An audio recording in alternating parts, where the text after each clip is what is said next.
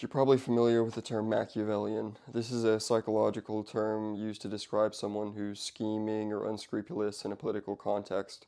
Well, it's actually based on 15th and 16th century politician, ambassador, political advisor Niccolo Machiavelli, who wrote this book, The Prince.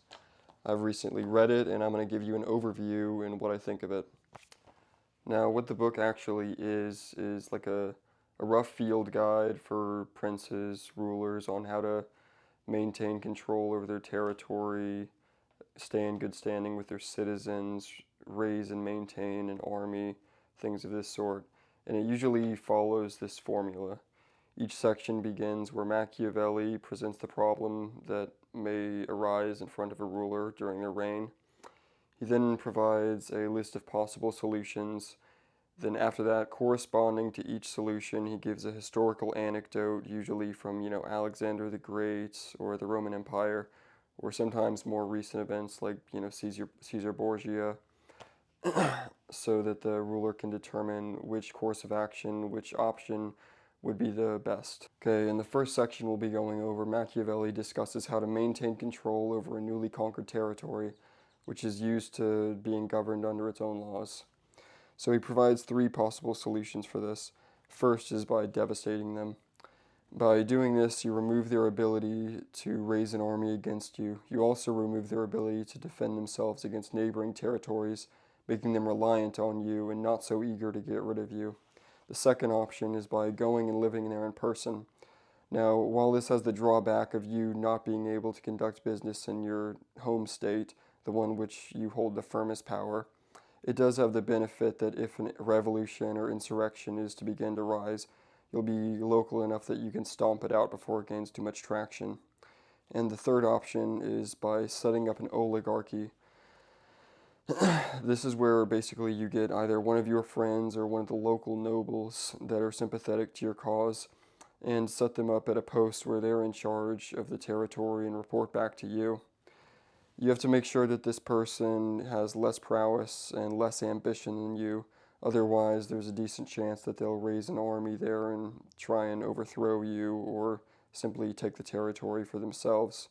In chapter 12, Machiavelli discusses military organization and particularly the use of mercenaries.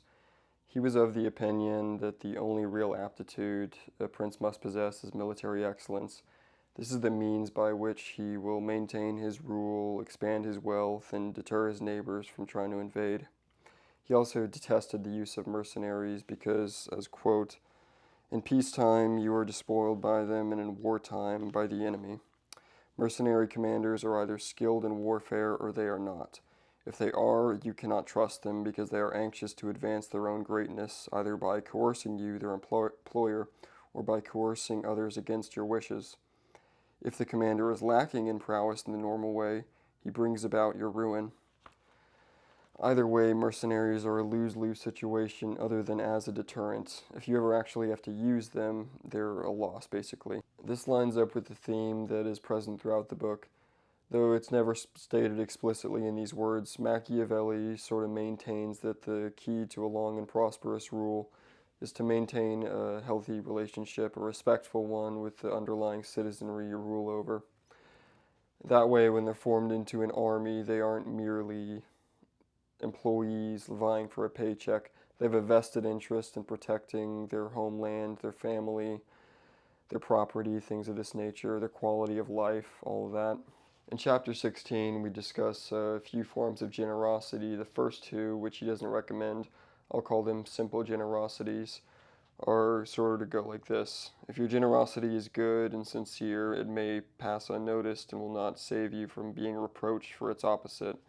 So basically, you're genuine about being generous toward your people, but not to such an extent that it would ruin you, so it goes unnoticed.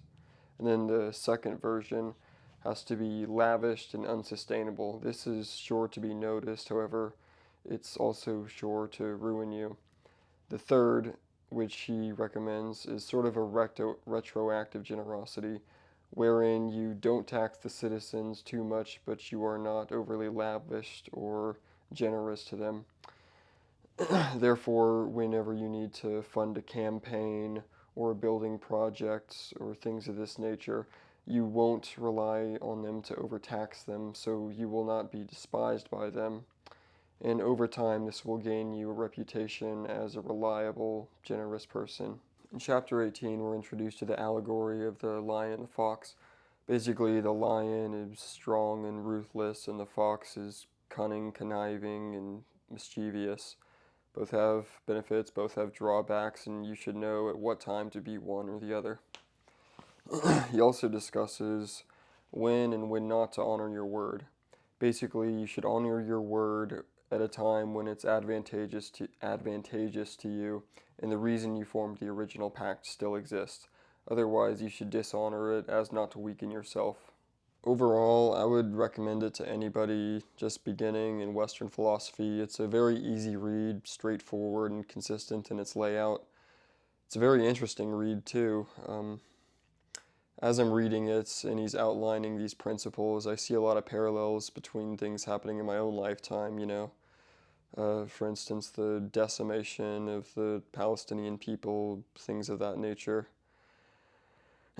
And, you know, it leads one to wonder how we allow these things, how we excuse them, and it sort of leads you to understand just how complex and how nuanced the guises that are thrown over these sort of things can become, when in reality it's a simple dynamic of power, simple greed.